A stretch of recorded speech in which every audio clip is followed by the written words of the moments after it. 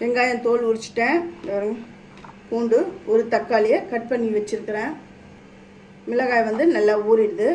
இப்போ இதை பேஸ்ட்டு மாதிரி அரைச்சிக்கணும். தண்ணி ரொம்ப விடக்கூடாது.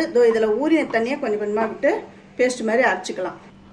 ஃபஸ்ட்டு இந்த ஊற வச்சுருக்கிற இந்த மிளகாயை இதில் நான் சேர்த்துக்கிறேன்.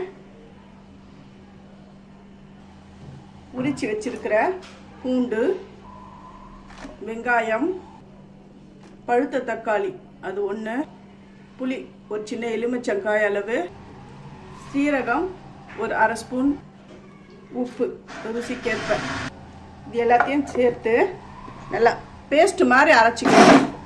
வந்து நல்லா பச்சை வாடை போகிற அளவுக்கு நல்லா வதக்கிக்கணும்.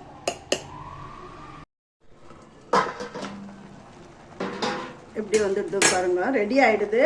இதோடைய பச்சை வாடெல்லாம் போயிடுது. தோசைக்கல் வச்சுருக்கேன், இது கொஞ்சம் சூடாகட்டும். தோசைக்கல் வந்து நல்லா சூடாகிடுது. தோசையை நல்லா மெலிசாக விடணும்.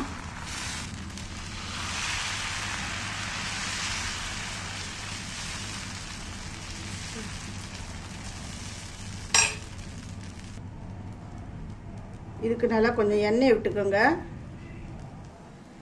அந்த சட்னியை இதில் அப்படி ஸ்ப்ரெட் பண்ணிக்கோங்க.